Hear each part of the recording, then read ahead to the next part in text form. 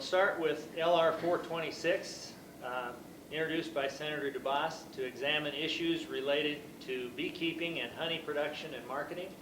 And I'll ask Senator Dubas to introduce the study. Well, good afternoon, committee members, and welcome to Grand Island, the new home of the State Fair. While this isn't officially in my district surrounds it. I tell Senator Glure, we're in Senator Glure's district. I always tell him I have him surrounded. So, I mean, we're but a stone's throw away from my district. So I like to claim just a little bit of ownership of the new location of the State Fair. So very exciting times for all of us.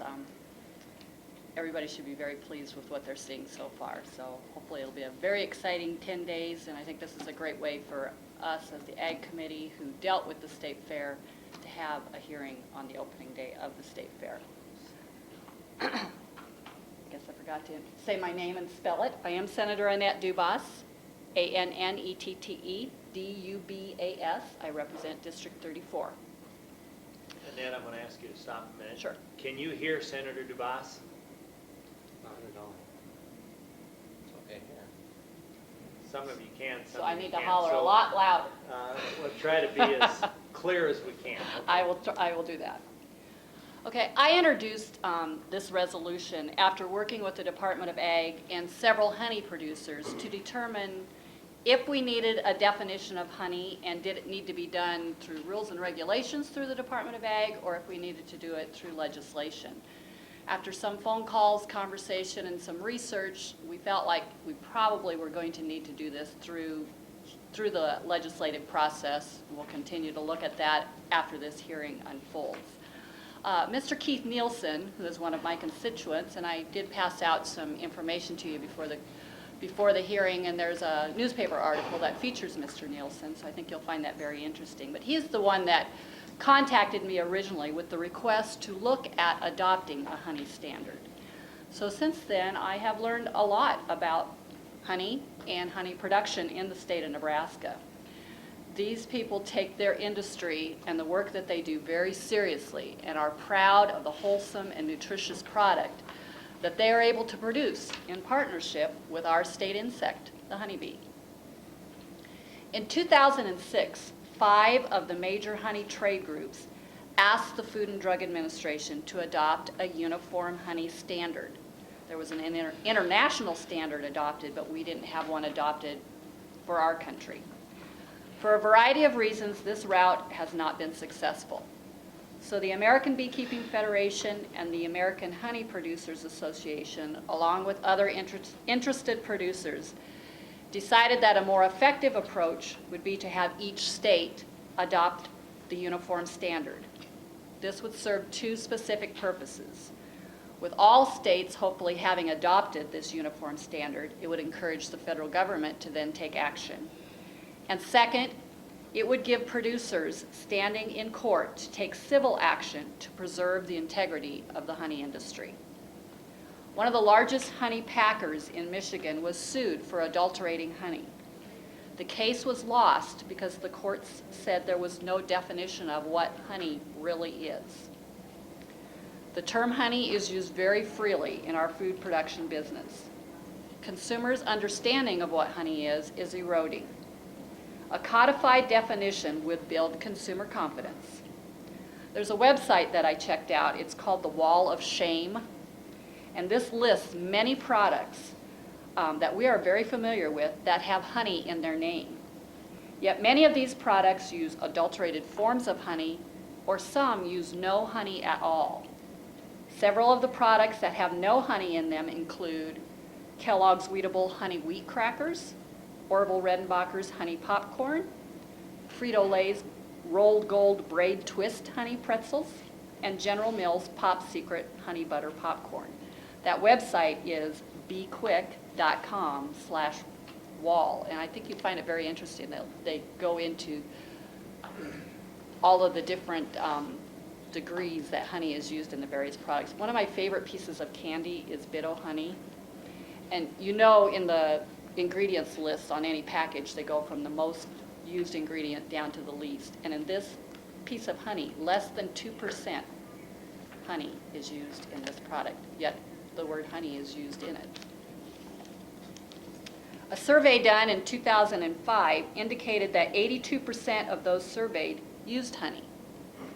Yet 42% surveyed believed that pure, I really want to emphasize that word, pure honey contained additives. So even people that like honey and use it still believe that pure honey has additives in it. And 17% thought it contained some kind of syrup or other type of additive.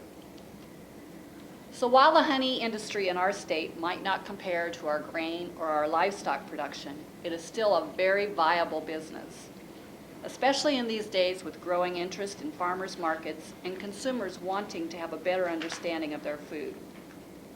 Honey fits very nicely into the niche marketing business. Honey production nationwide is sliding while imports are growing, and there are a variety of reasons, and I know there's some honey producers that will be coming forward to testify after I'm done, and they may go into that, but there's some disease issues that are seriously impacting our honeybee colonies. But we import a lot, and a lot of those imports come from China. China relies very heavily on a lot of antibiotic use in their honey bees. And it's an antibiotic that is not approved for our use in the United States. So it's not uncommon for the FDA to confiscate some of those honey imports because of the amount of this very powerful antibiotic has a presence in the honey. This movement to adopt a uniform definition for honey is gaining momentum. Florida, California, and Wisconsin have recently adopted the standard, and at least 14 other states are in some degree of process moving that direction. We as a state may not see any immediate benefit should we adopt this standard, but if this standard is adopted across the entire nation, all honey producers will have a chance to defend their industry. I hope this hearing will provide us the needed information so that we can move forward with the appropriate legislation to help honey producers in our state establish a standard of identity for their product. You all have a copy of Michael O'Hara's testimony. I'd like to enter that into the record. He kind of goes into a little bit more detail about some of the things that I just mentioned. One of the questions I would anticipate that you're going to ask me is, what is this going to cost? And it depends on how aggressively we want to enforce this. If we don't really want to get aggressive with investigating labels and those types of things, we don't necessarily have to do that. My understanding, I've just visited with a lady who's very involved with this grassroots effort to get this uniform standard adopted. She was responsible for the adoption in Florida, and I gave you a copy of their adoption of that standard also. Visited with her the other day, and she said, you know, if we can just get all of the states to move this direction, it would be a huge step for the producers to be able to take the action that they're looking for, not necessarily relying on the individual states or even the federal government to take action, but for the producers to step up and try to attempt to defend their industry and the product they produce.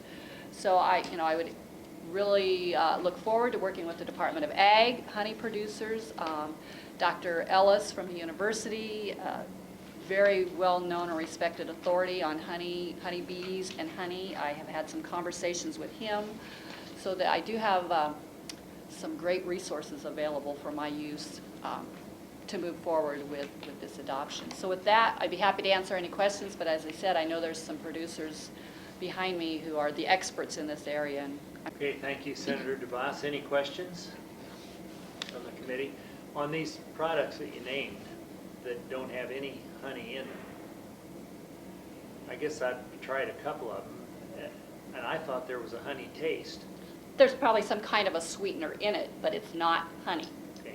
You know, if you look on the label, there's all kinds of different types of sweeteners that would give that, but it's not honey.